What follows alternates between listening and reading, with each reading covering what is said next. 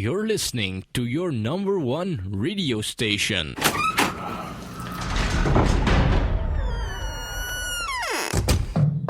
Open up, Colorado. It's 420. Time to grind and burn. This is not your son's stoner show.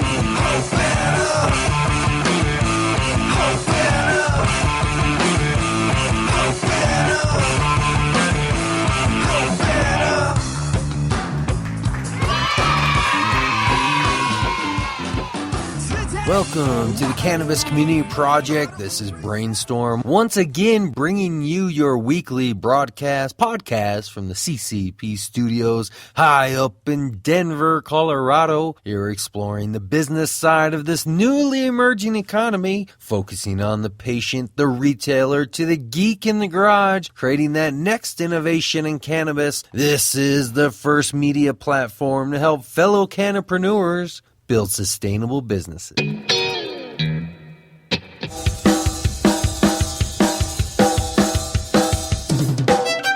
Please welcome Cushly, Odor Eliminator. They've come on board officially as sponsors of the Cannabis Community Project. Give them a welcome. Reach out and say hi.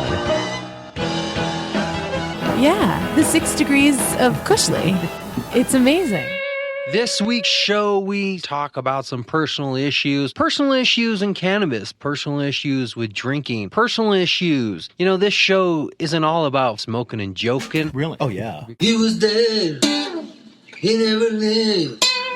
He died, seeking a cause. Heard the warning. Seeking the cause, cause he heard the crying of the hungry ghetto children.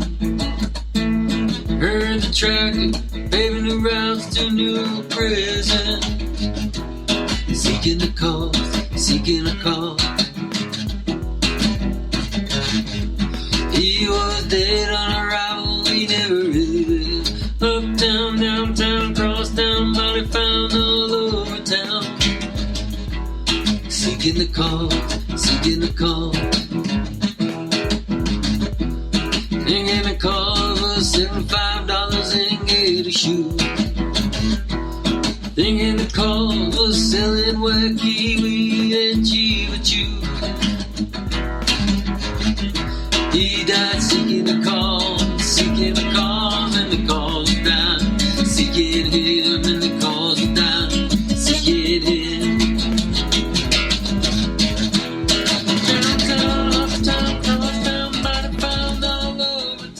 By the time I was 17, I had successfully set in place a set of events that would affect the rest of my life. I didn't attend my high school graduation, but I did receive a diploma, one of those miniature-sized ones. The title across the top read, Southwest Open High School. For many, not having an accredited high school diploma would be a barrier to prevent them from finding a decent job. I didn't care. For me, it was actually an accomplishment. I didn't attend my graduation. I was pretty much sent to juvenile jail. I spent my 18th birthday away from home in a facility, working through what was called behavioral rehabilitation. It was actually a good cornerstone to working in the corporate world and being a manager. So here I was, going into the world, young, 18, out into the public on my own, with a basic high school education and a long list of criminal records as a juvenile. So as expected, the next few years didn't bring much opportunity. By the time I was 26, I had filed for bankruptcy. I had a DUI and basically skipped out on my probation because my wife was pregnant in another country and didn't come back to the court date. But it always sounds exciting to say fugitive. It was at this point when I had a revelation, meeting various people from other cultures and perspectives, having conversations in another language often makes you think of things you would have never thought of. I didn't know it at the time, but it was this basic idea, this introduction into learning about how to change yourself externally to change yourself internally. You see, the person I was in high school, the teenager, the troublemaker, whatever name and title you could put to me, whatever track I was on, your experience, your education, your past, having to admit to others what you've done and who you were When I came back to the States from a 5-year stretch in Mexico, I was faced with all the same demons I was faced with before leaving, or as the judge put it, skipping out. So I had to confront them. I had to take my 3-year-old daughter and my wife to the courthouse with me as I turned myself in. I had to have them come to court with me. And I had them there when, by the powers that be, graced me with an incompetent DA who was highly unprepared, which allowed me to instantly start my life over again in the States. I didn't take it for granted not having an education as a teenager because I just didn't know what it would provide. But as I worked through my bachelor's and then eventually my master's, and still the dream of a youngster, I feel the fire to move forward. When I put this show together, it was basically a tipping point in my life that said, I'm not going to wait anymore. And that tipping point came just a few years ago when my brother, only 2 years older than me, passed away from leukemia. A struggle he dealt with, but a struggle that brought him into a cannabis culture and a lifestyle that we both had in common and was probably the only thing we ever connected on. And we both took the same passion and interest and learning into it, that when he passed, I decided, almost in his memory and my intolerance for waiting, I was going to put it together. And it just clicked. I knew exactly what I wanted to do. I knew I didn't want to have a stoner show. That wasn't what I was about. Wasn't what he was about. I had to have something that was still rooted in who I was. And previously, I had started my own little businesses, trying to raise money for individuals who felt like they had no other opportunities. They weren't educated, they weren't well skilled, but they were looking to start over in life. And it was through that business when I realized, well, here's one that can easily be related to cannabis, because it's the same idea. And this is why every show, at the beginning of the show and throughout the show and in my interviews and conversations with people, there's always this underlining thread, this topic of, are you an entrepreneur in this industry of choice, or are you here out of lack of other opportunities? The bank's not hiring, and the Burger King is not paying, and the Conoco down the street wants to do too many background checks and UAs. So where are you left in life? Where are you left? Well, now in Colorado, we have the ability to not just have a core cannabis industry of growing and selling, but now we have the ability to create hundreds and thousands of businesses, micro businesses, sub businesses, all around this industry. And if just a handful of people in each of those are employed, we're talking about hundreds of thousands of individuals being employed. So the transition was very natural for me to go from this previous business idea of helping the unemployable become self-employed to basically working that into the cannabis industry of taking people who are forced to be self-employed. The world is looking at us saying, what is going on here in Colorado? So we need to show them the professional side of what it means to be a cannabis industry. So the transition was natural. The only thing that was left was the channel of communication. I knew I needed to communicate somehow with the audience out there, with people out there who are looking for this information. And the natural answer was a podcast. Ever since I was a kid, radio has pretty much been my second brother, my friend, the thing that was always in my ear, always having your station, and whether it was music and then eventually talk stations where you become unknown friends with the host and you know them intimately. I consume probably 20 hours a week of podcasting on my own. I put almost 20, 30 hours into this show. I spend most of my life based around podcasting. So this was the natural channel of communication through the internet. So it came together that the Cannabis Community Project is this blend of media and business and entrepreneurship and cannabis. Well, there it is. That's a little insight from me to you about what this is all about. This community right here. And if you want to be part of this community, you can support us in any way that you want. You can listen to us every week, because I see those numbers. I see them on the analytics. So when you're listening, I know about it. You can leave comments and likes and share with your friend, family. You can call in and participate in Cannafessions. You can come on the air and talk about your business or your idea or your thoughts about cannabis. This is your community. I'm just here as the portal. And this is the way we're going to make the world change, by going out there and doing it. In the causes in front of him, in the causes in his skin, in the causes in his speech, in the causes in his blood, but he died seeking the cause, seeking the cause. Downtown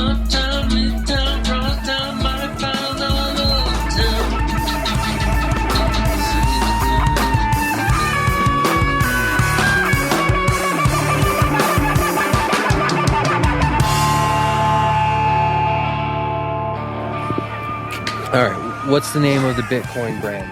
It's not so much a Bitcoin brand. VizCorp, our for-profit corporation, handles that. And right now we are looking at getting an office in New York State so that we can get a license, a financial license, to do more transactions of Bitcoin, kind of move up into the exchange platform level. So it's all under this VizRed company. Who will accept Bitcoins, and what's the value of changing my dollar? Anything you can buy with $1, you can get with Bitcoin. I can. You can. I already have $1. Why do I need to change it? For example, you give me 20 American dollars today, okay? And if the same thing happened from today that happened last week... Is this one of those setups like you give me 20, I'm not put interested in your pocket, money. I'm not interested in your money. You give me like a little slip of paper, and then you walk away, and I'm like the sucker, right? No, there's not even a slip of paper.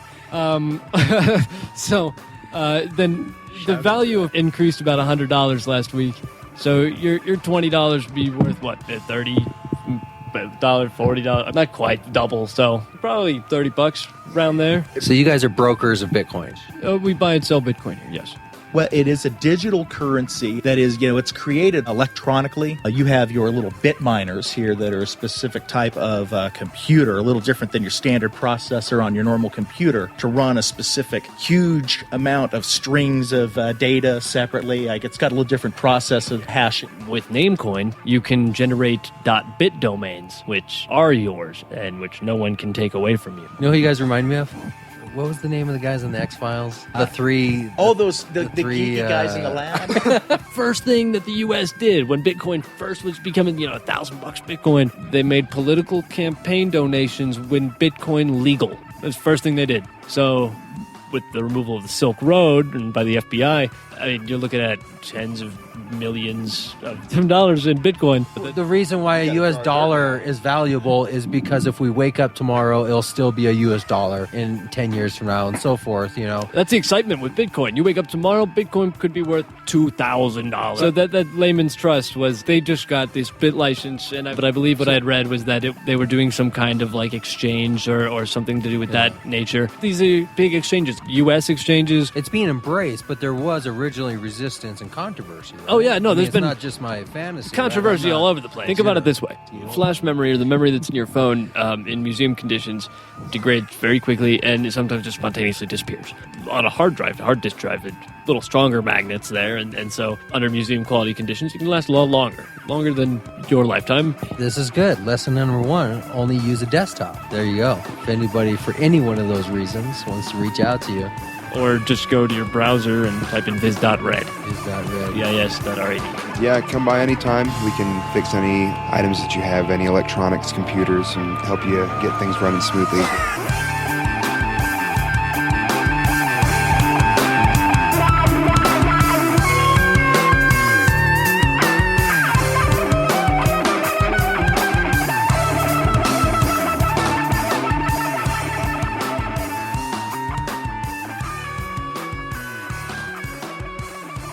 If you have an idea, a business, perhaps just some thoughts about cannabis, contact me. I want to hear from you. I want to discuss these issues: health, food, music, growing, technology, business, everything else.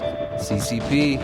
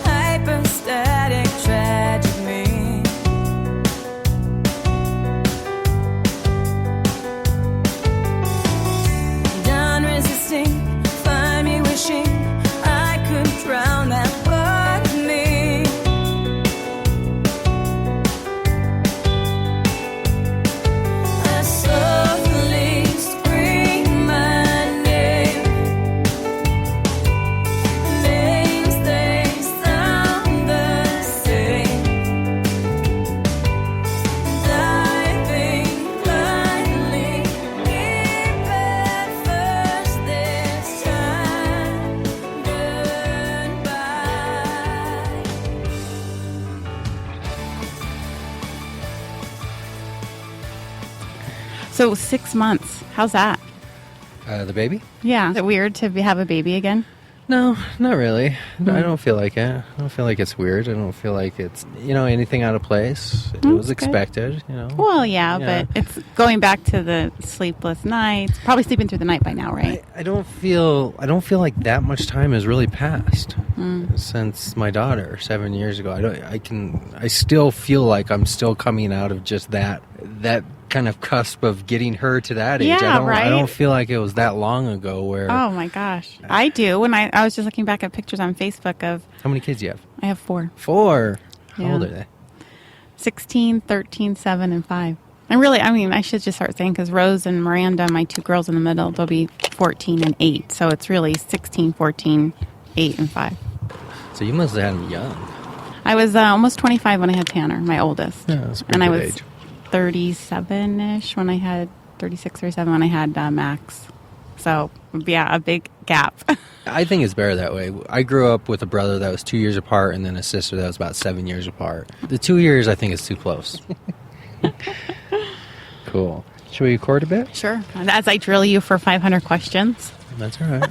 That's what conversations are about, right? So, I trust you. oh, well, now that you said that. You always help me. Like every 2 weeks, I always leave you conscious like, man, I did not plan for this job transition at all. I didn't answer the right questions. You know what it is? I'm glad you look at it like I'm helping you, but it's not really coming to any place to go like, who can I help today? I'm going to a place really trying to learn more for myself. So when I talk to somebody about things that I'm interested in or that I've had experience with, I'm more trying to vet out what do I already know, what do they know, what's going on here that I could learn from, what's going on here that I could give some type of counterpoint like, oh, this is interesting that you do it like this because I've always learned it like this. But I'm always really just trying to learn more for myself. And I think sometimes it comes off like I'm just always like going up to people and being like, hey, you should do this and this and this and this. But what I'm really doing is just trying to engage with people to just learn more stuff. Get enough interaction out of somebody where I can feel like, oh, this is what the person is trying to do and this is what they're doing. And, oh, I remember when I did this, for some other job. And it helps me kind of learn and develop. What I look for in people is the riff, right? The ability to communicate with people and go back and forth. Mm-hmm. Have thoughtful conversation where you can both learn. To you, right? Yeah. And we can't think of everything. Like you bring up such things that I never think about. I haven't worked in sales in my entire life. So for you to come and see it from your point of view makes me think, oh, wow, I like the way you thought about that. I would have never seen it that way. And respecting that point of view because it's almost like on-the-job training. I'm learning how to be a salesperson. That is the only way to learn. There's no degree in sales. There's a degree in marketing, but you can't really get a degree in sales, right? You can go to management school, but there's no real how to be a salesperson school. And learning how to do marketing is not really going to help you that much in sales unless marketing is a contributing factor to your sales, but there's no real school, so the only way to learn is to, as I tell my daughter, practicing is learning. Oh, yeah, absolutely. Just fake it until you make it, or repetition. Yeah, just doing it. So people respond to me in all different ways. I meet people, and that's just naturally how I am, where somebody says, hey, I got a business and this is what I do. I'm just naturally like, really? What's your business? What do you do? Tell me about it. I want to know because I'm interested. I'm curious. And I think sometimes people respond to like, oh, who's this guy intruding into my life? Why does he have 500 questions about what I'm doing? And suggesting things, and they think it's like a combative type thing. Like when I say, oh, have you tried doing this? People take it like very combatively. Like, what do you mean? What are you trying to tell me? There's different. You have to figure out the approach because everybody responds differently to just people in general. You know, you have to understand how they communicate, and it's hard to assess somebody within 30 seconds. Yeah. And for me, I'm always used to just being blabbermouth. I'm used to if you're a stranger, but you say, hey, I work at the fire station. I'll just be like, really? Well, do you guys still have that pole? Do you slide ride down it? You know, who stays up all night? You know, do you still have a dog that runs around? And to me, it's just riffing, you know, you're just engaging with somebody. It's not really at the end of the day like, oh, damn it, where's the fire pole? And you know, it's just talking with people. Yeah. And when I find somebody that responds to me, then it's real easy to engage. Mm-hmm. When I find somebody that just kind of stares at you, thank you, then it's like, oh, okay. Yeah, it's hard to have conversations with people that give one-word responses and there's nowhere to go with it. So Right. I feel like I'm just hammering them with one question after the next. Well, And that's it's different like, if oh. you're approaching somebody to talk about your business. I'm talking No, about I when like- I approach somebody to talk about their business. Well, no, that's what I'm saying. I talk about their business, but you say, okay, or like when you get to know somebody, you'll say, oh, where are you from? And they're like, Denver. Right. And then you're like, okay. And then so they're like, oh, how long have you lived here? Like it goes into a series, but it's when they don't banter back, You're right? pulling like, teeth. yeah, it's like, oh, okay, now they'll reciprocate. Do they want to learn more about you? That's a perfect segue into Headie Healthy Lifestyle. Let's record. We're not recording? I thought we were recording. That's how natural and casual it will continue to be. Oh, well, good. Hi, I'm Becca, aka Headie Becca. I'm an independent consultant with Healthy Headie Lifestyle. We are in-home cannabis education and vaporizer demonstration. We're the Mary Kay of the Mary J. So similar to your Tupperware, Mary Kay, jewelry, Pampered Chef, we come in home and do cannabis education. As a Medicine 101, we talk about how cannabis is processed in the body from your smoking or vaporizing to edibles. We talk about the different strains, the sativa, indica, hybrids, and we talk about the healthy forms of consumption. So we talk about how the combustion or smoking is the stress that is added to the body, and that's what we're trying to avoid. And many people coming back to cannabis don't want to smoke, so they look to the edibles. But the edibles are a different type of high. It's processed different in the body. So vaporizing is a good alternative to that smoking and having that reminiscent or that high that you used to have in your younger years. And then we talk about how vaporizing, you can control the effects that you're going to have from your cannabis, as the lower temperatures are not going to quite give you that euphoria. You'll get the medicine, but won't have that high feeling that you're maybe not looking to have. All the way up to the highest temperatures, not combustion, but then have the intense highs. So we're tools to consume, everything but the dispensary to your door, so that you can have the information and the tools needed to go to the dispensary and purchase your cannabis. Cool. We ready to record now? No, I'm just kidding. That was not 30 seconds. Well, how long was that? Too long? That was like 1 minute and 42 seconds. Damn it.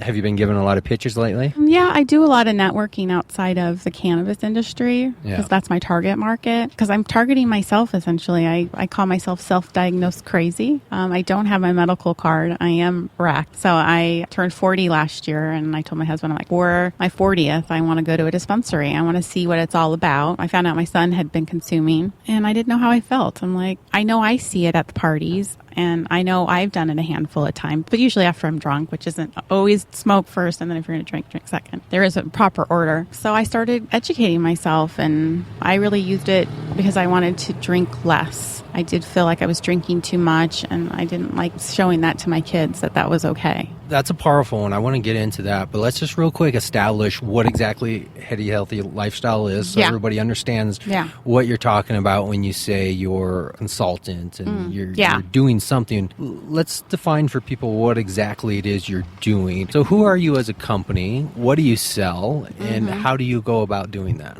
So Healthy Headie Lifestyle is a direct sales model, similar to other direct sell models that you're probably familiar with. Pampered Chef, jewelry, there's lots of different jewelry lines. Direct sales meaning I buy from somebody and then I turn around and sell to somebody? Yeah, but you don't have to have that inventory. So a lot of the companies now, you have your own personalized website. If I come to your house for a consultation, I go through the catalog with you. Online. Online. Oh. Well, we do have a paper. So the one thing we should talk about Healthy Headie, maybe a little bit of background, is Healthy Headie is a startup company. It was started, or grassroots company. It started in 2013 in Massachusetts by a husband and wife, and that's Holly and Steve. So Holly's CEO and founder, and Steve is president and co-founder. Because when the medicinal marijuana passed in Massachusetts, the way they wrote the laws, it was so strict that people couldn't even open a dispensary. So even though they could issue your medical marijuana card, there was nowhere to purchase your medicine. So they started Healthy Headie Lifestyle to give people the information they needed once they got their prescription or their medical card, what they needed and the tools to consume in a healthy manner that wasn't smoking. So through vaporizing. When they decide what goes in the catalog, they test all of the products. They want to make sure that they're reliable. They have great warranties. They're very simple to use, majority of them. And we're talking about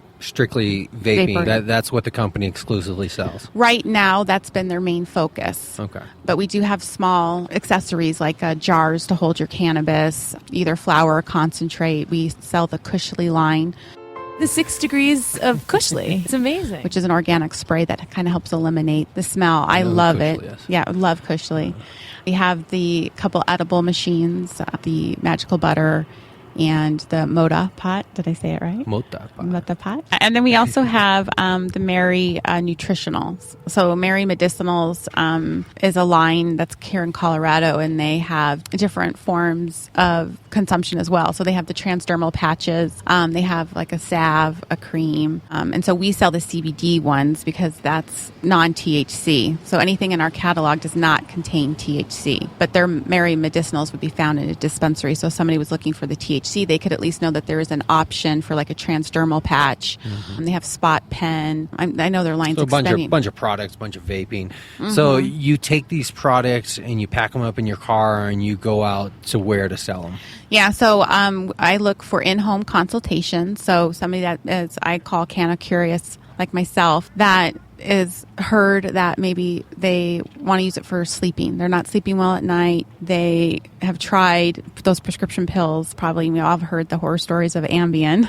Yeah. Or Lunesta. I know some people, they just don't react well to those ones prescribed. But using the indica and smoking at a high temperature at night is a perfect sleeping pill, essentially, and it works naturally with your body. So You're those not gonna, contacting you are less than experienced Yes. individuals, first-timers, older people. Yeah, or it could be anybody. Well, I would say, my age, a little bit older, because my age, I'm in my 40s. We grew up cannabis or marijuana. We didn't call it cannabis, call it marijuana. Weed, pot, it was illegal. It was known as a drug. Anybody that did it was a bad person, and we all knew the stoners. I think we have to reframe generation that grew up in that war on marijuana. And now we need to teach people the beautifulness of cannabis, and that there are options for your pain management, options for sleeping, or arthritis. There's so much research going on research on cancer, that it actually can cure cancer, or people use it during cancer treatment. Almost unlimited ways of using it. Yeah, there's so many different ways to use the plant. It's not just about the high and the recreational fun. Yeah, it has that component, but it can be used in different ways for a medicine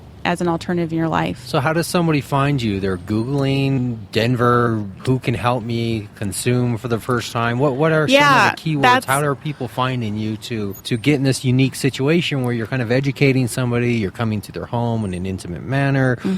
How does that come together? Well, right now, I've really just been hitting the pavement. I attend as many things and just talk to as many people as I can, and hoping that just the sheer conversation that I'm able to start, people You're just walking down the street grabbing people Well, and be like, not- hey, have you vaped yet today? Have you learned about it? Are you secretly in the closet wanting to vape? Right.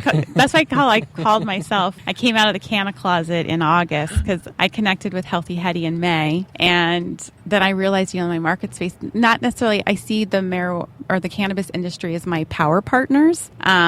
Because they have so much information, right? I like to see myself as an arm of a dispensary, where the dispensary doesn't have to actually take their time out to educate a new individual, or if somebody's looking for vaporizing, having to keep that inventory in their dispensary. And then when somebody comes in to purchase it, then having to spend an hour trying to describe it to them, where they could refer them to me. Right. And I could actually spend an hour at their home letting them try, several different vaporizers. I could ask them questions. Where do you consume mostly? What type of form? And what's your budget? Then Do a whole evaluation. Right, kind of like an evaluation. And I could say, okay, I'm going to bring these 4 devices that I think would be a good fit for what your pattern is or what your consumption method is. And then they could try it. Some of these devices come with a good price tag. And so if you're going to drop $300 on a vaporizer, this is your chance to try it before you commit. Yeah, dispensaries are not the most inviting places for newbies. A little intimidating, right? And not really set up to deal in an intimate situation, regardless of the fact they make you sign that paper that says, what's your pain, what are you here for, and all the kind of academic stuff they ask you. There's nobody really there that's looking to sit down with you and have a conversation about why you're using and how you're using. And of course, as soon as I say that, I'm going to get emails from people saying,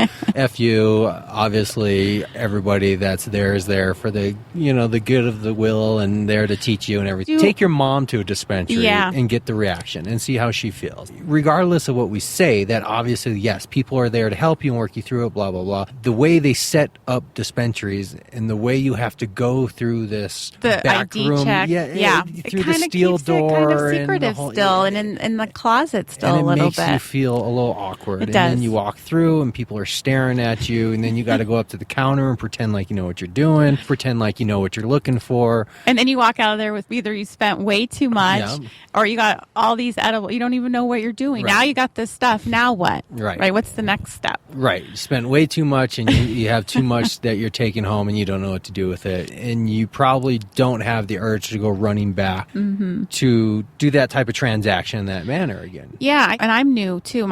I got lucky, so I feel like I was blessed. The very first dispensary, when I said I wanted to do that on my 40th, we did that, I think, the day before my 40th birthday. We went to Live Well on Broadway there next to the Girl Scout. I'm like, oh, great. Here I was 5 years ago buying Girl Scout uniforms, and now I'm going to the dispensary next door. And Girl Scout cookie strain is an excellent strain. I had that this past weekend, actually. Did dabs for the first time. Oh, wow. We can talk about that later.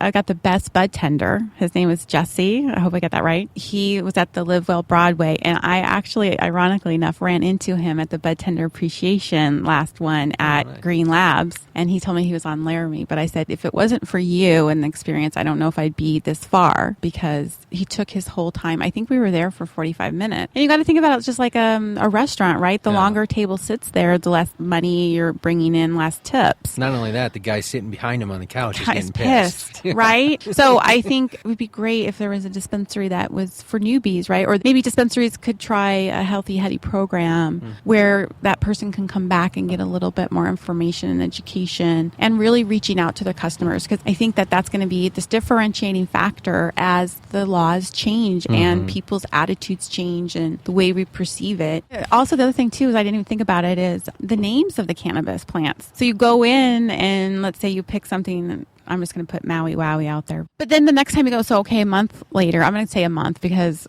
now I go a little bit more, but I was probably only going once a month, if that, to the dispensary. And so you go back in, I'm like, oh, can't wait to get more of that Maui Wowie. Well, now they have Jesus OG. Yeah. And you're like, well, okay, well, there's no commonness. I can't go from dispensary to a different dispensary and see the same name and same strand. And if you do, that doesn't necessarily mean it's going to be the same. Right. I mean, I go to a number of dispensaries and there are same name products, and when I take it home, it's the grower. It's not the name. Just because something is called a Durban poison, it's the grower that determines if it's a Durban poison. Because you go to one place, hey, I want a Maui Wowie, and you take it home, and then you go to another place and they say, here's Maui Wowie, and you take it home and it's something completely different. And your experience could be different, and that's not what you were looking for, especially when people are very concerned about controlling their experience. That's a side effect of the regulation and lack of regulation in general on a bigger level of where grows come from in seeds and naming and classification, the whole deal. Something out of our control. Yeah, absolutely. I think, but those are the changes I think that will be coming in the years, kind of just looking forward. There'll be definitely, I think, more consistency for people. I don't ever really ask for names. When I go in, the way I talk to my bud tenders, I talk to them about sativa-based. Hybrids are okay as long as they're sativa dominant. I look at pricing and I look at the shelf life. If the guy hands me a jar that's full and he says, here's a good deal, this is on discount, and the jar's completely full, there's two things that instantly click for me. One, nobody's buying it. The jar's full. That's why it's Two, on it's special. on discount, and they're trying to get rid of it. Always ask. Pawn it off to me. I always ask for the special, and I usually always get it. Because again, I feel like I'm still a new shopper. Right. I need somebody to take me shopping that's even more experienced than me. So how do you do this? Do you walk into somebody's living room and you just start pulling out devices, vapes, and... So like being an independent consultant, back to your question, is I'm just like an independent rep with Tupperware, jewelry. You literally carry products with you. I don't carry products with me but I would order online. Most direct sales now rarely have inventory. So how do you do an in-home consultation if you don't have... I do have my kit. So in my kit, I have, I believe, about 6 devices. So I give them a folder, and I have all the educational material that we talked about. There's, I think, 4 or 5 pages. And we kind of go through that. I try to keep that, depending on their knowledge level, anywhere from 10 to 20 minutes. If it's a group and it's all newbies, 20 minutes. And then we move on to the vaporizers. I I first go through the personal vaporizers, so the ones that are portable. You can take them, you charge them, you can take them everywhere you go. So if you consume mostly outside of the home, I would recommend a personal one. You don't consume at home, you consume out and about at,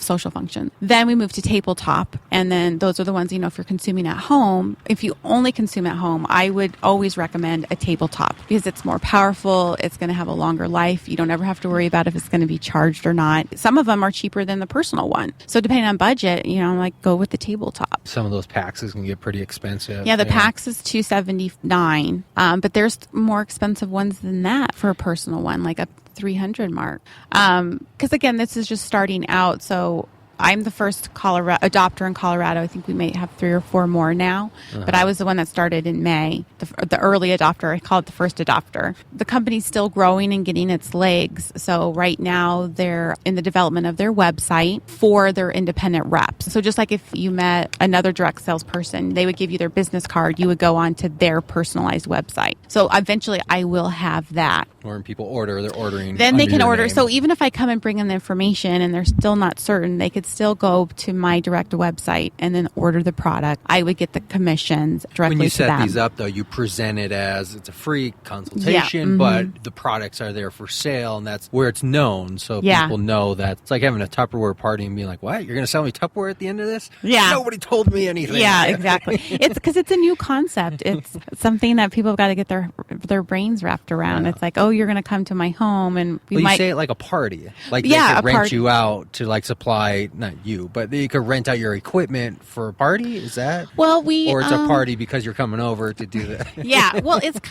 I kind of see it as both. It depends on the avenue, but of course I love just the hostess one, Right. Like you'll have the party. 10 people is good because there's a lot of interaction. And people get to talk about cannabis, how they either used it in their life or, what made them stop or why they came back to it. Because most of the parties that I've had so far are usually 420 enthusiasts. They're already using the product, but they don't really know all of the vaporizers out there. So this is a chance for them to actually get a look at what other options are out there besides smoking that they might want to change. Because smoking can draw the smell. It's almost like I have options for you to be discreet when you're out with maybe not 420 enthusiasts. Like I use my Kind pen. I use it for concentrates, but I use that on the go when I'm out at a party with drinking and stuff. I just use that. I use it in the bathroom. It has such little odor. Most people think it's just a cigarette. Cushly is a great way to follow that up. Right. I keep my Cushly in my purse so I can still have my social time with my cannabis and my friends, and I'm not isolated outside smoking a joint. So you're the first. How's it going so far? Are you able to make a living from it yet? Well, no, I'm not making a living yet from it. But the idea of Healthy Headie Lifestyle is to supplement an income. They made that clear when I started in May. Supplement meaning not intended to be your full main time. gig. Yeah. But in my mind, I was like, you know what? There's so many women out there, and I shouldn't say women, but men and women who do direct sales, because there's so many direct sales out there. I've been referencing the most common ones, but you can name one out. Is Amway one? Sure. Great competitor, American. Skincare. I mean, if there's a product, there's probably a direct sales model out there for it. And people do that for a living. They do that full time, and they usually make more money, and they're more successful. It's not just about the money, but they were able to stay home with their kids. They were able to provide just as much of a contribution to the family, if not more, working less. And I kind of saw that as one of the first adopters. Maybe this is something I could actually do. I can finally do direct sales and have that balance between my family and my work and still have maybe an even more successful career than what I was doing in the finance world that I worked 17 years for. And I ended up at a dead end. Do you have a time frame that you need it to happen in? Like if it doesn't happen in 6 months where I'm making enough money, I'm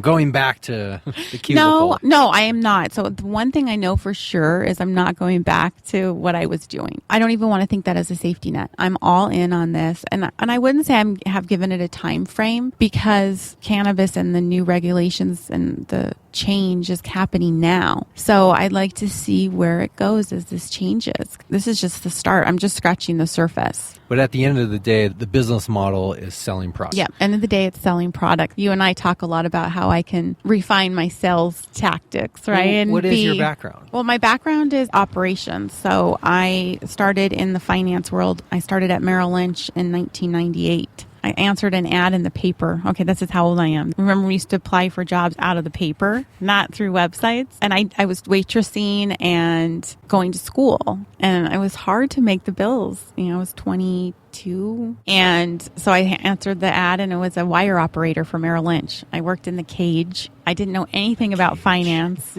I ran this wire thing because at the time, financial advisors couldn't place their own mutual fund trades. So I had to place mutual fund trades. I had to direct wire to the New York stock trading floor. I did the mail, took deposits. It was just operations. Before you got into that, your background was coming out of high school? Well, no, I was in college. college. Yeah, odd jobs. I worked at a manufacturing company called Most. Okay. I did assembly line work for a little bit, and then I moved out to be a secretary or a receptionist, admin assistant. So then you went to school for finance? No, I actually started school to be a teacher. I wanted to be a math teacher. High school math teacher was my goal. So you just kind of stumbled into finance. Because of the need for money. And how long did you do that? I did that for 17 years. In some form or fashion, I've been working in the finance industry. I got my licensing in 2003. So I had my Series 7, my Series 63. I got my life insurance at the time. I was working for a financial advisor, helping him build his book of business. And then I moved on to Charles Schwab in 2004. And that's how I got into equity compensation, which is kind of my forte or my niche. Equity compensation. Yeah. So a big corporation that trades on the New York Stock Exchange, part of their compensation package to certain individuals, usually the executives or, the upper crust of the corporation, gets also equity compensation. So you get a wage of, let's say, 6 figures, and then you get restricted stock or stock options that vest over a certain amount of time. So companies need record keeping services for that product or the equity comp plan that they offer. And then they want to have a website for the participants to be able to transact and see the value of that compensation. So your job was to make sure the stock crashed right before people got fired?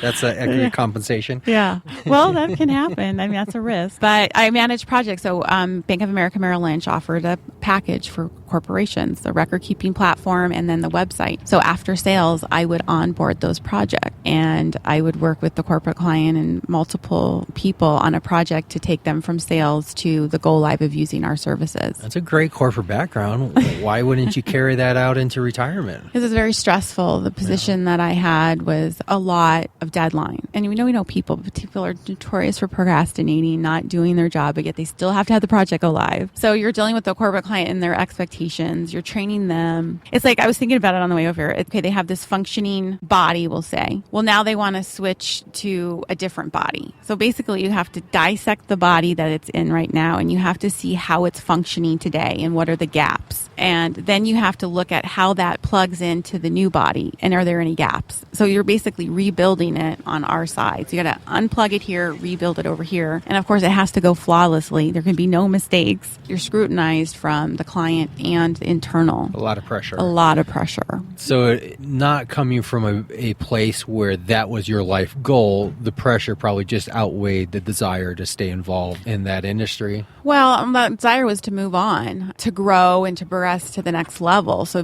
my goal was to be the director or at least senior vice president of that group. So I did the implementations and the grunt work, and I got the knowledge, and I was the best. Most requested implementation manager for all the projects from the FA. But in the end, it almost shot me in the foot because I became so good at what I did, I couldn't move on. And then it just started festering, and then I think I just imploded on myself. I ended up not getting the promotion because I was so unhappy because I was not going anywhere. And even trying to move outside into a different group. I just felt like Merrill Lynch or Bank of America just basically said, this is all you're good for. You've hit the ceiling. You've hit the glass. And that's a lot of work. I really put my heart and soul in the last 8 years into that, and to watch it kind of implode for over a year was heartbreaking for me. It's because I'm a giver. I'm a perfectionist. I take pride in my work. I think it's a reflection of my reputation, and I'm a sensitive person. I wear my heart on my sleeve, and I do get hurt easily. So I'm learning how to keep my boundaries and not let things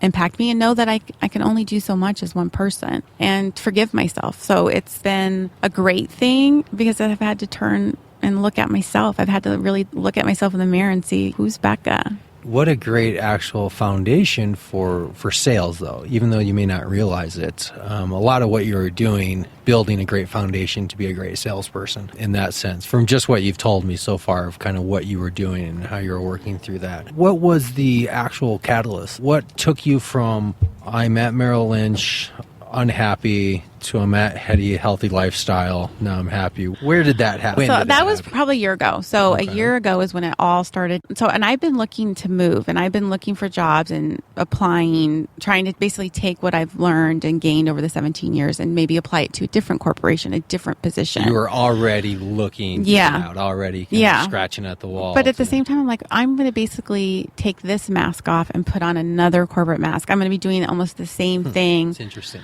In a different capacity, and then I'm going to be unhappy in 5 years. I like that wording, that you're wearing a mask. Yeah. Right? At Right. the corporation, and you're just replacing it with another mask, which implies what you're really looking to do is just not wear masks, right? Right. I want to be me. I want to do something that drives me. Well, what was your 12 years old? What did you want to be? A teacher. I always wanted to be a teacher. And I think we can be teachers in different forms and fashions. Doesn't mean I have to work in a school. I've been training or teaching people about equity compensation for the last 8 years. So now I don't do that. So now maybe I use what cannabis has done for me and teach people that, this could be an option for you. Might not be the answer. It might not be what you're looking for, but at least it's something to put into your bag of options. Where did you see Headie Healthy at the Canopy? Where did you first... I actually connected with them through Craigslist. So I realized that my career was falling apart at Merrill Lynch. I had this really bad project and nobody would back me. I told them the plan couldn't go live. I ended up having to take it live. And basically, it just spiraled out of control. And so then I'm like, I definitely have to get out of here. But I didn't know what I was going to do.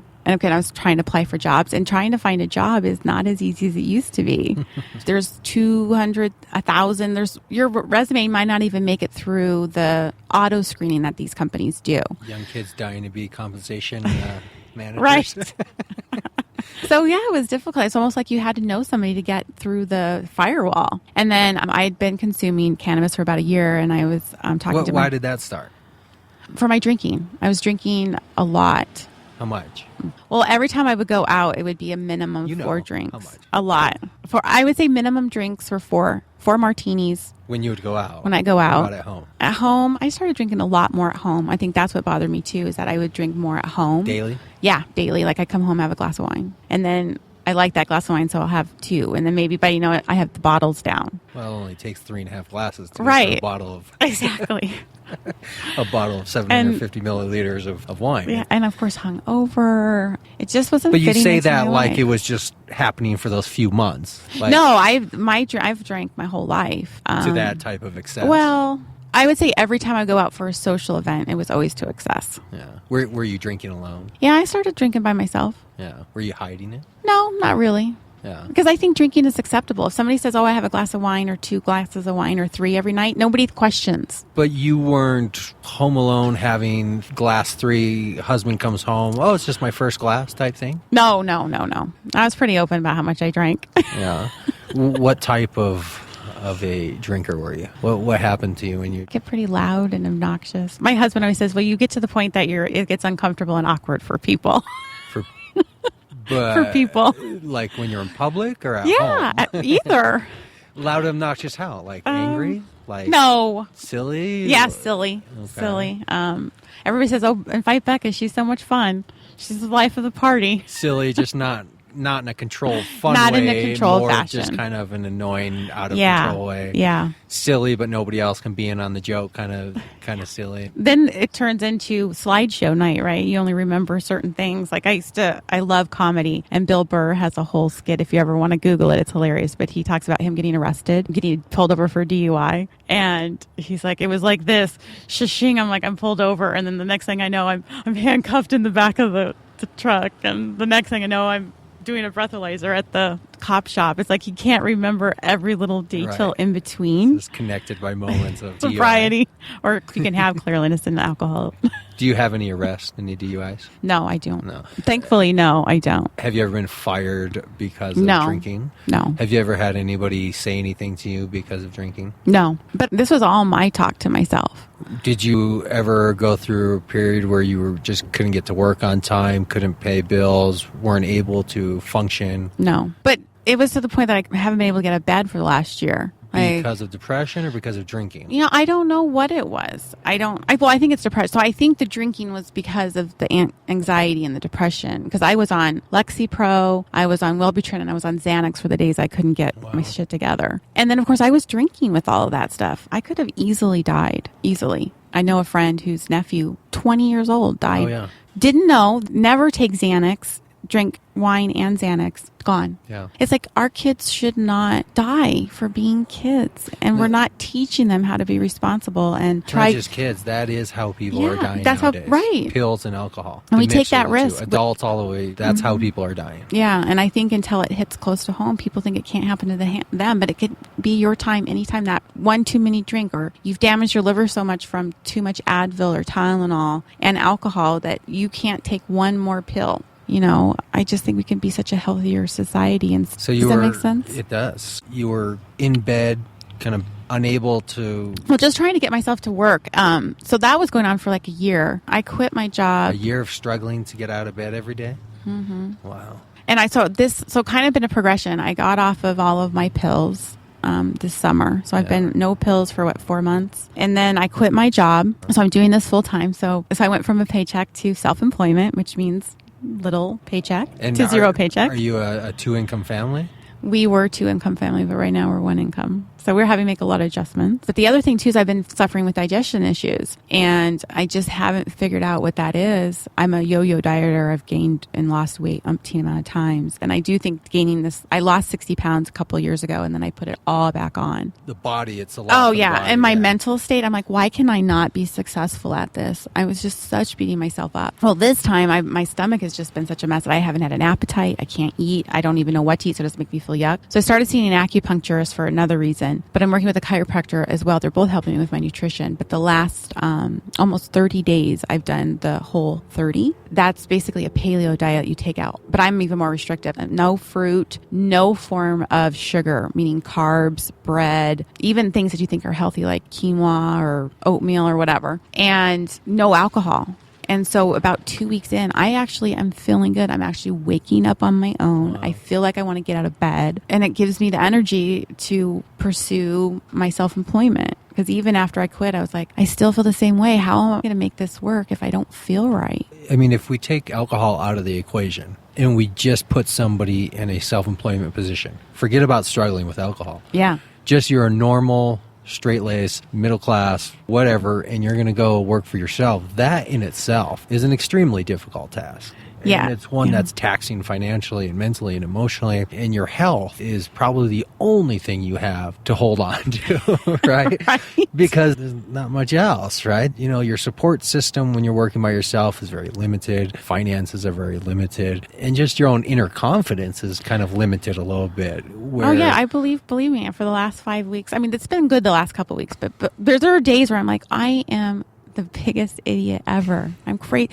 What am I doing? I have 4 kids. What am I doing? But everything that's happened since I connected with Healthy Headie May, I am accepting what's coming my way, and this is my path, and I have to do it. So I just try to keep open to what comes my way. Which means you have what's inside going on. Now you just need to figure out the external tactics of how do you actually execution do this. A lot of times it's the reverse, right? People have all the external, everything they need, the support, the resources, but inside there's nothing There's there. no passion. That was how I felt at my last job. I mean, I knew so much, but at the same time, I had to problem solve. But at the same time, I didn't feel like it was saving lives. We're putting so much pressure on me for a go live. Nobody's going to die if this project doesn't go, right? And I feel like people are dying out there. Cannabis could be something that saves somebody. Like, I feel like it saved me. Yeah. I reached out and said, you can have this life that you dream of, and you can do it. So go for it. This is your chance to do over. That's why I wanted to talk to you.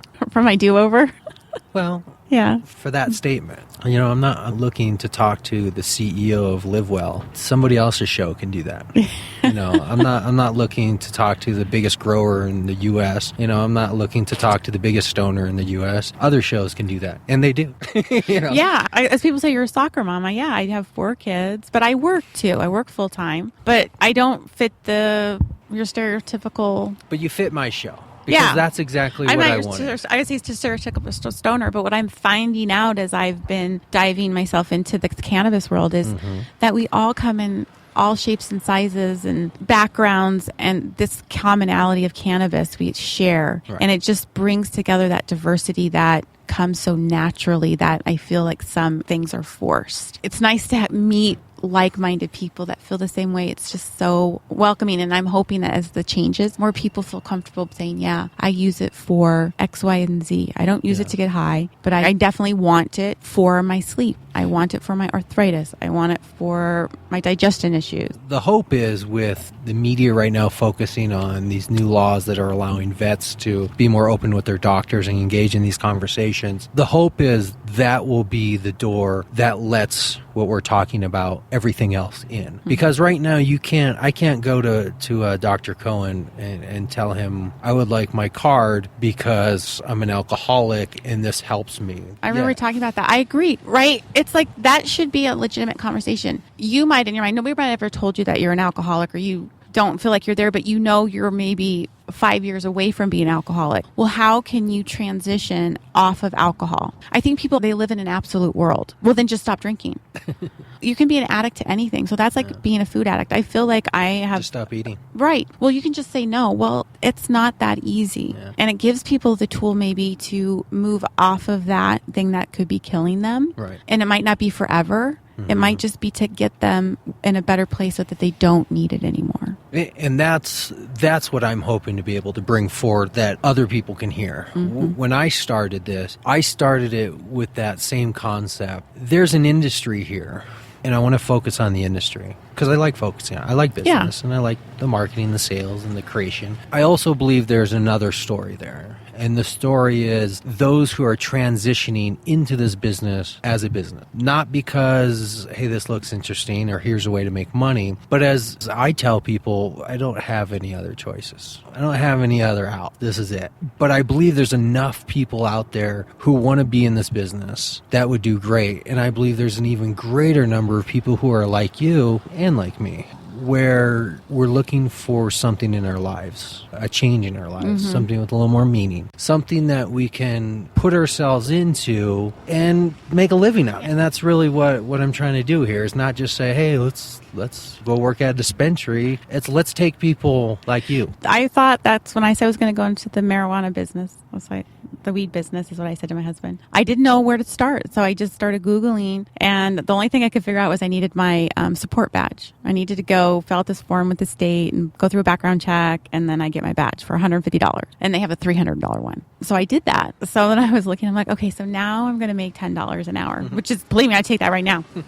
But I'm like, is this making the best use of my tools? And I would love to work in a dispensary for a week just to get the information and education. There's other avenues into the cannabis industry. It might not just, my thought was just bud tender. But as soon as I got my badge, that's when I got connected with Healthy Headie. And Healthy Headie has opened up this whole industry. I met them on Monday. By Friday, I was at the Women Grow first annual summit in Edwards. I mean, how ridiculous is that? I mean, I was surrounded by 100 women that were starting in the industry over the last year or had been in for a long time. But what a great opportunity for me to meet all those women, giving me the courage that I can do this. Right. And that's what we should do, is just provide a support group. I think we should have a monthly meeting that is based on this idea of people coming that have a similar story where they're trying to change their life and they want to use cannabis as the reason to change and as the way to get that change moving. And as I mentioned before, you may not find a lot of groups and events out there that fit that. So you might just have to start your own, and I'd be more than happy to do that with you because I think that's a valuable thing to have. I do have a couple meetups out there. So I started the Cannabis Club.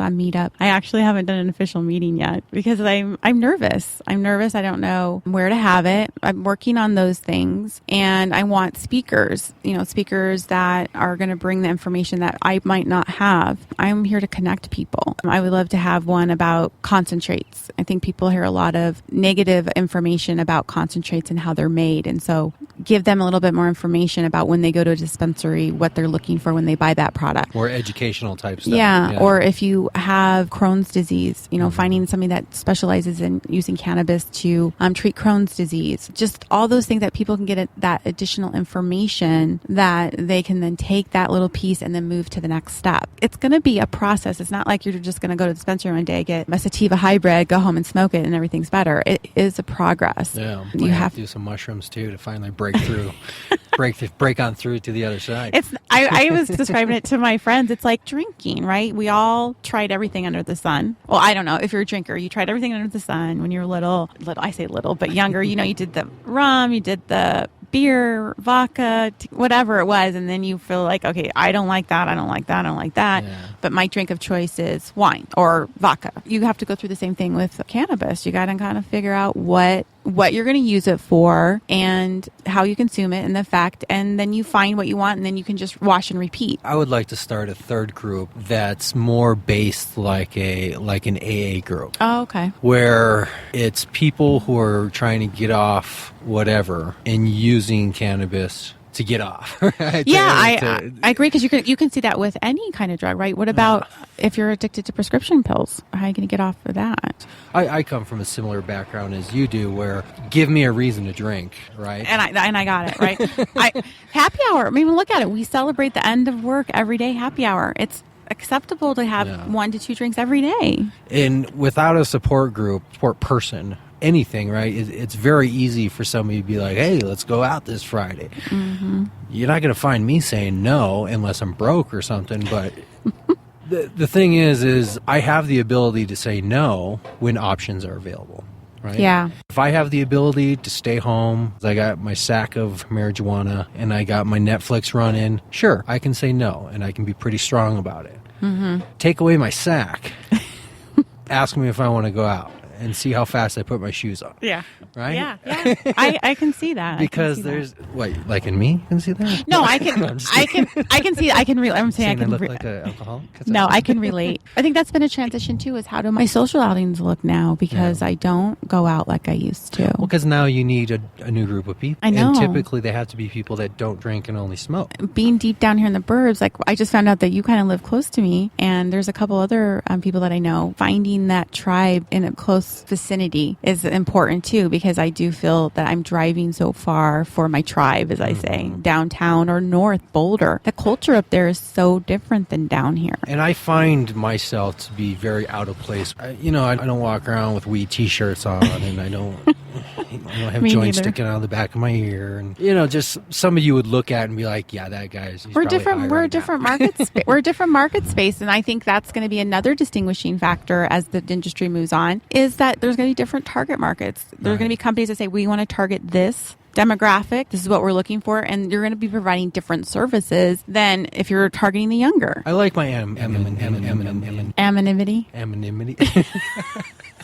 I used to not be able to say cinnamon. I couldn't say oxygen for a long time when I was a kid. I had trouble with my Y's and L's. Could say like oxygen in there, oxygen or something. Couldn't say it. That's funny. But I have some part-time jobs that I go to. I like the idea that my coworkers never even would think that I would smoke, and when they do, they always kind of give me this eyebrow, like, really? See, and I was the opposite.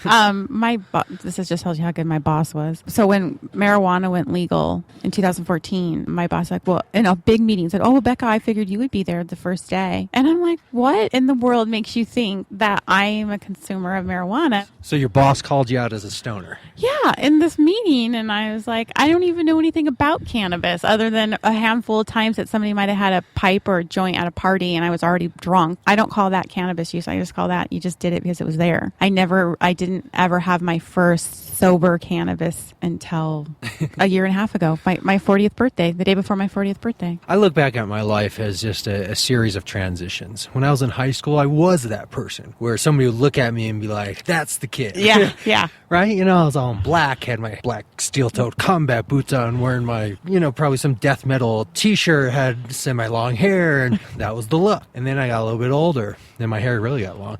But I can't see you with long hair at all. I used to have long hair, too. Up until 7 years ago. Really? I have to see a picture. Well, I always wore it pulled back in a ponytail. So I always had the tight pulled back, but then the long curly long ponytail. Okay. I can see that. But I still want to see a picture.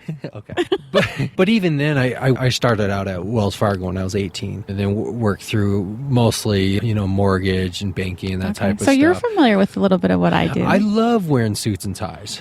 I like it. I like dressing up in a professional manner. I like parting my hair to the side and putting in the hairspray, right? I like little handkerchief pocket.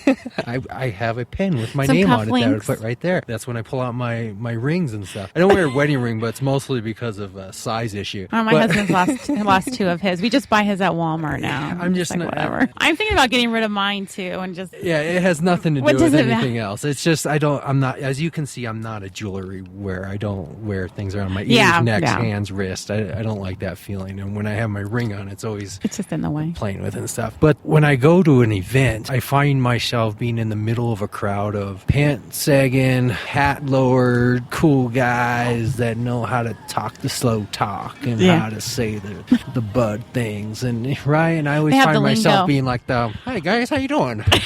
Anybody here want to smoke up?" I always feel very out of place. I said doobie the other day. I'm like, there's a doobie circle, and someone would like to me like, do they still do doobie circles? I'm like, there's an app called the Doobie app. I don't know. Brothers. I do too. I do feel a little. That's where I'm looking for my own community, right? Yeah. I'm looking for my community of not newbies, just people who are more like to be professional. Yeah. But at the end of the day, they're stoners. Right? I mean, I consume every day, most of the day. But a lot of us have, like you said, we're married, we have kids, we have day jobs, some of us, and we can't be out and about gallivanting all the time. We do have responsibilities still. So some people may have started in the industry sooner, or they've always been involved in some way. They've lived their life openly in that community.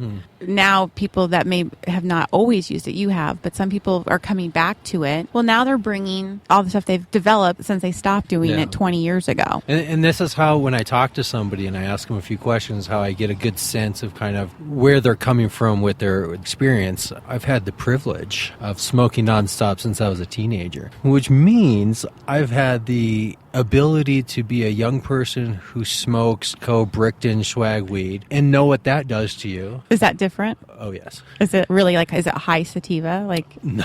Complete opposite. Oh, really? So think of back to the 60s, 70s where we get this Cheech and Chong look. Oh, okay. That stems from the type of weed that was predominant in the U.S. up until the last 20 years. Which has been indica. Which has been predominantly indica, sun-grown, outdoor-grown, grown mostly Mexico, and then packed together in bricks and trucked through the border, in gas tanks and other forms of getting it across the border. So by the time it gets to you, you would get a bag and you would have to break apart your weed. This used to be a very common thing, that when you would have to break up your weed. Nowadays, people don't know what the hell you're talking about. You'd have to break it up because it would be all bricked together because it was trucked in. So if you think about quality of product, it's being pressed together, it's being stomped together, it's being wrapped up in plastic, it's being shoved into gas tanks. By the time it gets to you, it's the most trampled on, right? All the crystals and the trichome, everything's just knocked off of it. Oh, okay, yeah. So, what so you're it's left not as with strong? It's not more as strong sedative from a THC standpoint, which means it's going to be a very heavy CBD. CBN. It's going to be a plant that's going to have non-THC qualities to it because of the way... It's going to be more in your body. And this is where we get the smoke, get the giggles, get the munchies, and then fall asleep. Okay. Because this is what the weed would do to you when you would smoke it. You would smoke it, you would get high, you you would get silly, then you would get the munchies, you would eat like crazy, and then you'd fall asleep. That was ever since up until about 15, 20 years ago,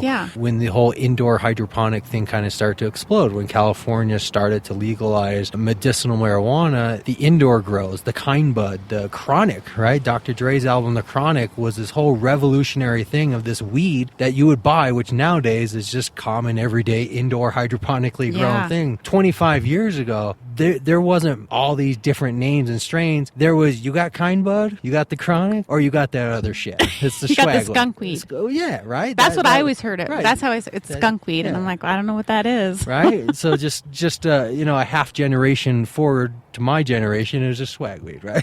But same concept. It's just shit that people are cultivating from Mexico and then packing and shipping across the border. So people's experiences now are not going to be similar if they're not getting that type of weed again. Well, this is where you talk to somebody, and depending on how they depict the situation, let you know when they kind of stop smoking. If somebody stopped smoking prior to the last 10, 15 years, and they're talking like in this Cheech and Chong type way, then it tells you, oh, they must have grown up in the 60s or 70s, and that's what weed was. That's what weed was. You smoke it, you get munchies, you fall asleep. That's what it was, and it was very demotivating type weed. It's hard to be an active entrepreneur when you're chowing down a bag of Doritos and then falling asleep on the couch, right? That's why I stay away from the indica during the day. But even nowadays, you could, Girl Scout cookies, that's a pretty good indica. You could smoke that and probably be pretty active all day. No, I don't. The quality of production is what I'm pointing out. It's not so much the indica sativa thing. It's more of the quality of growth, the quality of production. What we have now is a better product. When I smoke now, I am very much focused and active. The weed is kind of like the little fire starter. Pushes me in that direction. Yeah, because I think it helps shut the chatter down. I get so, I don't even know where to start. I've got so many things to do, I don't know where to start. So I think the sativa helps me, okay, focus, go. Put together, yeah. And it helps me put the problems together that I see forth. I've got 4 kids, I've got to get this done. It helps me just boom, get the stuff done without getting too wrapped up in my head. Yeah. So it kind of gives me the clarity that I need, the sativa does. That's what it does to me. It gives me clarity, and when I'm tired, I smoke, and it wakes me up, which is counterintuitive to somebody who has no real experience, where they think you smoke, you go to sleep. That's how it used to be. You're outdated, man. Tell them that next time somebody talks to you about this old Cheech and Chong type. See, you're a 1.0, man. The world of weed has gone on to 2.0 because that's outdated. This idea of the demotivated stoner. If you're demotivated, that's just you. That's your personality. That's you. That has very little to do with what you're smoking. Right? That's like saying, well, the alcohol prevented me from being a functioning human being. No, you prevented you from being a functioning human being. The alcohol just allowed you to have that as a good excuse. Or you're using, or as I say, you're using it as your numbing. What are you using to patch the pain? What are you using to not deal with that thing? Everybody uses medicinally. Even if you think you're using recreationally, you're using medicinally. I say I use it for both, even though I'm not, again, medicinal. I definitely use it for my high anxiety days, but I use it as my social. Like last night, I had my happy hour and I went high. Yeah. I look at it like this. If I didn't eat today and you get home at the end of the night and you're just in a bad mood, you haven't eaten, you're all blah, blah, blah. And I said, well, look, every time you eat, you think you're all euphoric. But look, you can't even handle a day without food. But wait a minute. Shouldn't you go, no, I think it's the other way around. I think I'm supposed to eat. That's why I'm in a good mood. When I don't eat, I get in a bad mood because I haven't consumed the food I need. Yeah. That's how I look at my consumption of cannabis. It's not me saying, I need a smoke to be in a good mood. It's I need to smoke like I need to eat. Because if I don't, at the end of the day, my whole body's out of whack. Just like if I don't eat, I need to get in my belly. Right? I need to get the cannabis in my in my system. Just like I need to eat on a daily basis to be functioning. It's not so much how high am I getting. It's this idea that if I don't use, my day is just in general worse. Yeah. How I feel, how I treat other people, how I think, how distracted I am. Yeah, and it's not who you are. I feel that too. I lost that sparkle in me Actually, so a couple of coworkers had come to my happy hour, and one of the girls told me about this guy that worked with us and said, I miss Becca. Just something about her. She always would bring me up, or, she always had a light about her. It was a little bit longer than that, but that was the gist of it. I'm like, well, that's really nice of him to say that, because I didn't feel like that's what I projected there at the end. But that's who I am. I'm people like, you light up a room, you have that smile, you have that joy, that optimism. And I felt like I was losing that. It was becoming harder, and I wasn't being who I wanted to be. I'm like, this isn't me. That's so funny you say that, because I've had that feeling for a number of years since I've come back from Mexico, where I was for a good 5 years, where my drinking really escalated to a dangerous point, like drinking a complete liter of tequila by myself. How many years ago was this? Over 7? 5 years ago. I came back to the U.S. 5 years ago. How long were you there? 5 years. Oh, okay. So I came back 5 years ago, and I was there for 5 years. And during the time I was there, ironically, you can't get weed. People don't believe me when I say this. Mexicans are not into smoking weed, despite the fact they grow it and send it here. They just legalized it somewhere in there. Yeah, just recently now, the whole country. But people don't believe me. They're a drinking culture. They're not a sit around and get high culture. So despite the fact that's where our weed came from, and still for a good part comes from, that's not the culture. So for that 5 years that I was there, I was not able to get my daily what I was used to, which as a result, you were drinking. It spiked to a dangerous amount. Dangerous not just for my health, but where it was becoming dangerous for those around me as a result of just... Was it tequila? That was the drink that I ultimately ended up with. And it was the drink where didn't really like other stuff, but it was also the drink with the highest sugar. That screws with your head. Yeah. Sugar, because I've been off sugar for almost 30 days. I feel amazing. I went to the hospital because I had a triglyceride count of over 1,100. So I'm assuming that's really bad. Triglycerides in your blood are the fats going through your blood. A normal would be below 150. Oh my God. Which means I could have had a heart attack at any time. Yeah, so you could have died. I could have died. You think about all those close calls. Not just from health perspective, but of the type of activities my drinking was getting me engaged in, running around at early hours in the morning, fighting with police on the street, looking for more booze. Yeah. I would buy a liter, 5, 6 o'clock. By midnight, it was gone. Well, midnight's not my bedtime. Oh. You were still functioning? No, I would in blackouts. Oh, yeah, in blackouts. Yeah. This is the point of dangerous interaction. Yeah. Running around the streets of Mexico City at 1, 2 in the morning looking for a local corner store that's open, that still was open to buy whatever they had. Yeah. If it was alcohol-based, whatever it was, at 2 in the morning. When I got back to the States here, I immediately got my card within a couple months. And within that same time period, stopped drinking. Yeah. I have How was not... that? Is that tough? It's like my stopped cigarette smoking. Something that I don't think about it anymore. Yeah. When I tried to have a shot with Jim from Weed Wipes. Oh, okay. Yeah. When I was at his house doing an interview, I tried to have a shot. It was really expensive. I just couldn't do it. Was it tequila? No, it was some really expensive bourbon. Oh, yeah. Scotch, I don't know. It was some really expensive stuff. I was like, hey, there's an expensive bottle of booze. He brought it out, put our shots. I got like halfway through the shot. You're like, it's burning the whole I put way the shot down. down. I was like, I'm sorry, man. I don't want to waste it, but it's just gross. It's grossing me out.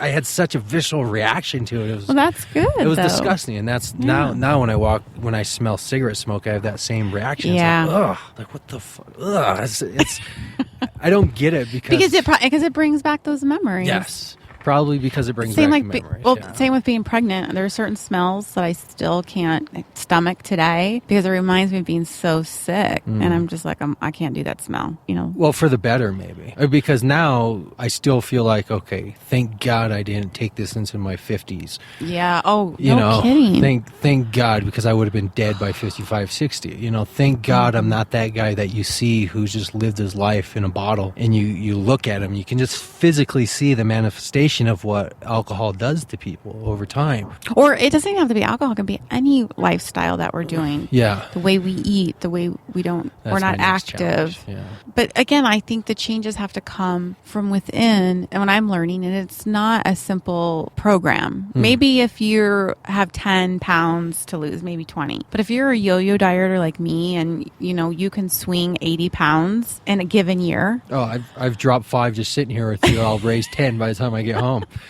There's something. So that's what my journey has been. What is my deal with food? We have the same struggle in that manner, and it might be as simple as just saying, "Well, that's just addiction." You know, we're just addicts in that sense. But I think what happens is that it becomes a physical addiction. So as the doctor I'm working with, he's like, you have so many bad bugs in your intestine fueled by the sugar that it tells your body more and more and more sugar. Like Little Shop of Horrors, feed me, Seymour. It's telling me, feed like me a the crap. biological, a physiology, and it might not, and it might be in a reaction. healthy form, right? He took all fruit out. I love. I'm my talking piece about of what's fruit. happening up here, though. But 70% of all our head function comes from our gut. If we have an unhealthy gut, our head's not working properly either. So I think it's a matter of understanding what foods are causing us to have that imbalance. It's a mind, body, spirit, mind, body, soul. Right, everything needs to be in harmony. It's in harmony, but I think that there's so many things out there that don't teach that harmony, and I think cannabis is part of that harmony. The reason why I say for me why I think it starts in the head is because when I'm going through my hypermanic stages where life is good, or, you know, like the Lego song, you know, Everything is awesome. I got it on my cell phone if you want me. I tend to want to exercise. I eat healthier. I have a more regulated eating. I'm not overeating. When I'm on the other spectrum of that, where I've dipped down and I'm going through my days or weeks of The depressive, low days, yeah. I'm overeating. To the point where my stomach is like stretching and I'm still... I know you still eat no matter how much...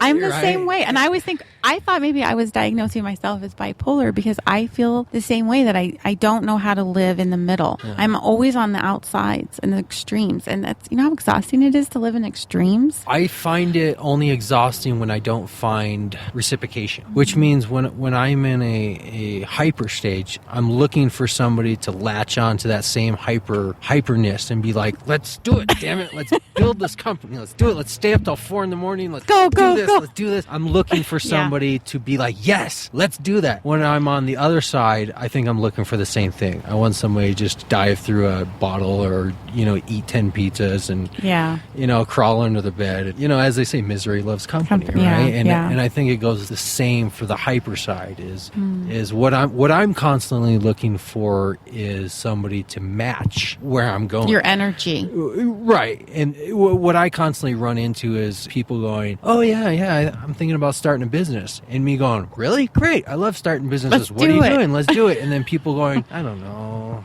I don't know. Maybe I'm not. And then then they realize... Then getting frustrated and being like, God damn it, what? You just told me you want to start. Yeah, you didn't reply to my email. What's going on? You said, because you have all of the energy and the drive and people aren't up to your level. So then they see it as like exhausting or that's too much work. I was just talking. I wasn't really going to execute. And that's what's frustrating to me is being met with a constant disappointment of expectations, of meeting somebody who's like, yeah, man, I love doing shows. Let's do a podcast. And then 4 weeks goes by and it's like, what happened? I thought you said you were like all into doing shows. I thought we were going to do a show. What's up? Well, you know, all right.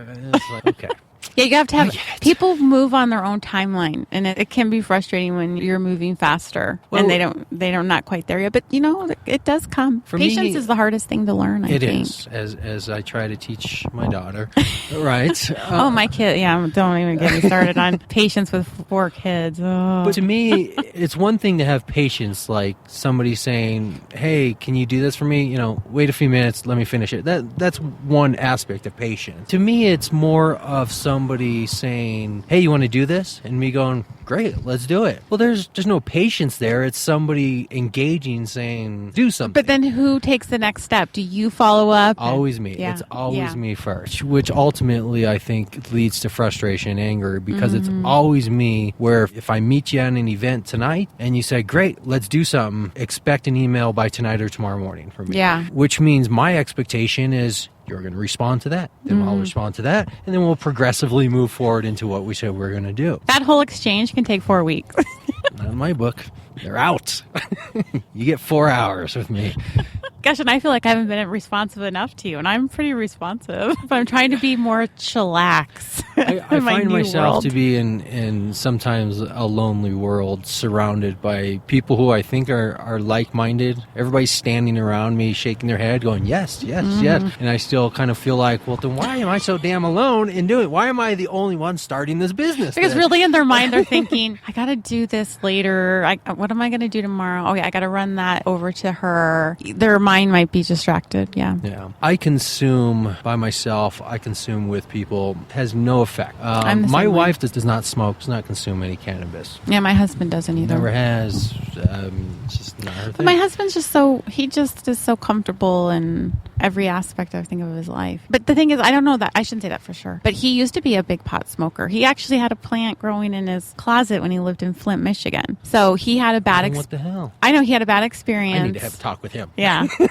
Bring him over. He ate brownies. Somebody made brownies. He ate them. They were at a ski trip, and he's like, ever since then, I don't want to go there again. So I think people have a negative experience with cannabis, not knowing exactly, maybe the surrounding was different, maybe it's a different strand they're not used to, they consumed it differently. Like I don't know if you ever done edibles, but edibles is a different experience. But that's also sounds like a personality difference of someone who's just probably normal. Because from what we've just described, my husband told me I'm not normal, and I'm coming to grips with that. I'm not a normal person. I hear that all the time. And But I keep looking back normal. at people and saying, no, I'm the normal one. You're all from crazy. That's what I like to think too, but I'm realizing maybe I'm a little off. But you know what? That's a good thing. I don't want to be like everybody else. I want to be Becca. I don't care if I'm like other people. I just want other people to go, oh, that makes sense. Like when I say something to go, oh, yeah. Validation. That makes sense. Yeah, like I told my husband, I'm like, I feel like maybe the first 40 years of my life, I haven't had a say on my life. Yeah. I haven't been validated. And this is my chance to see and do my next 20, 30 years with my decisions and not doing it to make somebody else happy. I want to create the app that lets people get your whole biography and insights to who you are, because I feel like 70% of my interaction with people is I'm just fucking around, right? But I don't think that comes because off. you did that with the and plus I was high, but you're like, you need to get 3 things: get a hat, which I bought a hat, cook some bacon, and know your why and who. That's not joking around though. So I got the hat, but of course I was so high. I'm like, you had to keep going back over it like 4 times, and I'm like, I kept going back to the bacon. That's why I kept saying metaphorically. I know. Don't actually bring bacon to the next event, but it's a metaphor. This. It's a metaphor in sales that sell the sizzle, not the bacon, right? Yeah. People buy because of the sizzle, how it sounds and looks, not necessarily what it is. Yeah. Bacon in its raw form is not appealing. It's slimy, fatty meat. What sells bacon? It's the smell. It's the sound. It tastes delicious. Right? It's just that crunchy. And I'm starving, so I could describe it right. Not crunchy. That's what that is. It coats your tongue, and you're like, But that's a whole that's a tactical sales conversation of how you're actually setting up your table and doing a presentation. Those are valid points. It is. They valid. What I'm talking about is just in general, my general interaction with people is just, as I said, the riff, just to go back and forth with people. And I don't think people quite understand that about me. And I don't think I present it as joking enough, where I think people think I'm serious. Well, because you have a very dry sense of humor, which I love, because I have to pay attention to you. And I love people that engage my mind. So if I have to really pay attention to you. But this is where the disconnect happens, is in my mind, 70% of my interaction with people is I'm just messing around. Yeah. Just having fun. Just seeing what kind of interaction goes on here. And I think 70% of people look at me and go, what the hell is this guy talking about? Did he really just say the earth was flat? I know. Well, here's what I would like to do. Because I think we could have a conversation all afternoon. But I really want to dive more into the tactical aspects of what you're doing and selling. And I would like to see what I can contribute with just my past experience in sales and marketing with that. So why don't we find a time again to sit down and talk more exclusively about kind of this whole idea of breaking into a marketing. Mm-hmm. What are some of the fundamentals of pursuing a marketing program? Some of the fundamentals of sales and kind of what what you're doing and how that works into an actual revenue. Well, you have to think about it. There's hundreds of, we'll just say always finance, hundreds of financial advisors, thousands, but they each have a different niche. So they might provide pretty much 99% of the same thing, but they do one thing differently. And that's all they needed to capture that one market. And I kind of feel cannabis will be the same way. There'll be companies are created, but it's going to be for a specific market. And you can have 4 or 5 or hundreds of the same company just going after a different market. The reason I like to help out where I can is because I think I look at sales a little differently than probably most people who are in sales, because I've had the opportunity to do a lot of shitty sales in my life, a lot of telemarketing, a lot of door-to-door, a lot of booth conference types, standing in kiosks. And that's a lot of work. A lot of demonstration. And a lot of face-to-face rejection. Yeah. My first sales job was at 9 years old when I would go door-to-door. What were you selling at 9? Greeting cards and stationery. Did you come up with that all by yourself? No. In the comic books I would read, the very last page of the comic book, they would have all these toys, a page of toys. And the way you got the toys was by accumulating so many points. And the points were you would write the company a letter saying, I wanted to sell the greeting cards and stationery for these points. And they would send you a box of greeting cards and stationaries. And if you sold them, then that would let you exchange them for the toys in the magazine. So I lived in a small town. Obviously, it wasn't a big city. Did you grow up here? Remind me again. No, I've moved all around. I was born in Wisconsin. Oh, okay. And then lived mostly in the southwest Four Corners area, Farmington, Cortez, Dolores. Oh, okay, yeah, New Mexico. Shiprock, right around that Four Corners. But when I was 9, I would go door to door in my neighborhood selling these greeting cards so I could get the toys. That was my first memory, and I would say legitimate sales job of doing that. You were an entrepreneur at 9. I was. And then at 12, I started doing the paper out for my brother because he was the troublemaker. And this was back in the days when kids were actually allowed to deliver papers. Yep. They would drop them off at your door at 4:30 in the morning, and you would have to get up. You would roll them, put the rubber bands around them, put them in your big bag. Bike, or maybe bike. Or bike. Yeah, I walked. You ever see a Better Off Dead? Of course. $2. That was my second sales job because I wasn't old enough to be a paperboy, but my brother, being so irresponsible, wasn't doing it. So I had to do his route and then go collect the money at the end of the month. So that was kind of my second little intro to asking people for money, right? Yeah. And then at 14, I started doing the subscription sales, door-to-door selling the Denver Post. Yeah. And then right after high school, went directly into door-to-door high-priced item sales, selling $3,000 vacuum cleaners. Oh, did you have the rainbow with the water? Rainbow. Please. The water. Don't even get me started on That's my a whole demonstration. another episode. Vacuums. Let me go into the whole idea that water is not a filter, folks. Water does not filter. Water gets dirty, but it does not actually filter. What it does is it suppresses gas. This is why in our toilets and our sinks we have the dipping pipe. Yeah. It's a smell repressant. It's not a filter. If you take a powder, put like powdered sugar in a straw, right? Yeah. And blow it through there, it's going to come right through there. Water's not filter. To filter, you need an actual paper or some type of I don't substance. have the rainbow, but I saw that demoed at my house. I'm like, that thing's amazing. I sold the Filter Queens, the Majestic Filter Queens. They were $2,750, and if you got the attachment air filter for another $700, it was like $3,200 total package type thing. And there were in-home demonstrations. And then I went from that to selling the expensive knives, went to that to straight into mortgage, started selling mortgages, and then went from selling mortgages to financial companies doing over-the-phone hardcore telesales. Cold calling, smile and dial. Cold calling, selling like multi-$1,000 financial type plans. As I didn't have any licenses, I was just a telemarketer, right? Yeah, so yeah. I wasn't an advisor, I wasn't anybody. And then just kept doing various types of marketing and sales. I was a teacher for a while. I'm in Mexico. English as a teacher. I got my certification through the University of Cambridge, my CELTA, which is a certificate of English language teaching to adults. And then used my background in marketing and sales to establish my own company in Mexico, selling English language services to businesses.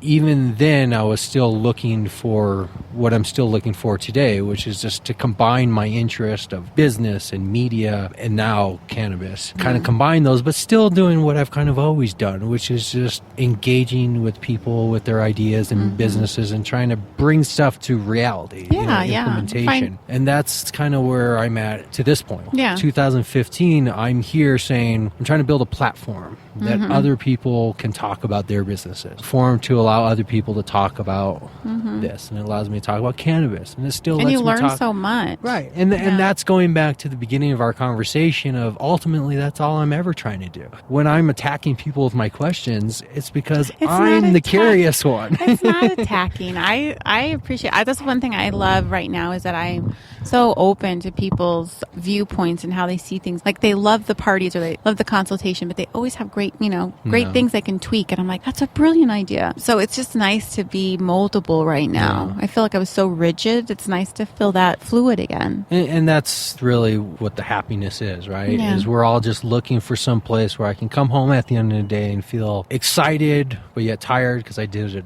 work, but yet still excited about what I did. And when I have the chance to engage with somebody, I was really excited engaging with you because it gives me the ability to think about these things. And well, we've been engaging now for how many months? Since September, right? I'd already quit my job, so it's been at least 7 weeks or something. I don't know. We were at the high hikes. Yeah, the high hike, and then we've been seeing each other at New Conscience. Yeah. That gives me energy. When I'm like, you need that. You need to be able to charge your batteries when you're exhausted. All of that. Well, the way I charge my batteries are by being alone or by engaging with somebody with some type of productive activity. Yeah. And trying to figure out how to best position a booth to sell a product to me is in a productive, engaging activity, and it fires me up. As they say. So I appreciate when somebody responds to that, and that's definitely why it was a natural lead into, well, let's just sit down and talk more. Yeah. I get ready when you come over to the table. I'm like, okay, he's going to drill me. Gotta be ready. Well, see,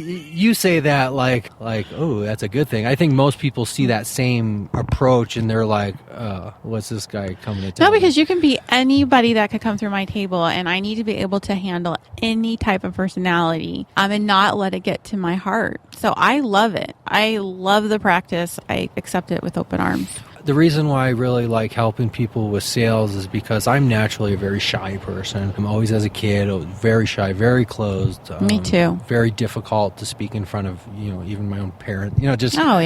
Just very closed, very shy, and very closed in the sense of I never wanted anybody to know anything about me. Me too. I didn't want anybody to know anything about me. I didn't want to reveal anything about myself. I didn't want to speak in front. I didn't want people to know I was there in any real sense of the way. And working through years of sales has allowed me to, as you put it, put on that mask, but to put it on in a less artificial way. Yeah. To have it be a mask that's part of me, but one that I can take on and off. But one that embraces the other person. Still keeping your true self. That's just who I am because I like to dispense information. And I think people sometimes find that very abrasive. Excellent. Whatever you want to do, I'd be more than happy to work with you. Absolutely. You know where to find me. Let's do this again. Let's make you part of my show. Oh, so I love that. People can hear more of We your could stories. Be like a morning show. Oh, don't push it now. One more time. Name. Oh, yes. I'm Headie Becca, independent consultant with A Healthy Headie Lifestyle. We are in-home cannabis education and vaporizer demonstration. We're the Mary Kay of the Mary J. You can find us online, healthyheadie.com. You can find me on Facebook, Twitter, and Instagram. I'm Headie Becca. And if you do want to place orders on the Healthy Headie website, if you do just want to purchase something and don't want to demo it, you can certainly purchase through the website. And when you check out in the affiliate, you put Becca and I get the credit. But thank you so much for having me. I've had a great time. I appreciate it. I always love talking to people, especially when they're engaging. And I feel like we just barely scratched the surface. Oh, we could talk for hours. The conversations go. I think we're always the last ones to leave New Conscience. Like, I'm trying to pack up and talk and get out. And cool. Well, we'll do it again then. Yeah, absolutely. Excellent. Thank you very much. Thank you. Should we go get drunk now? So say, let's go get high now. Yeah, did you bring any vapes? I did.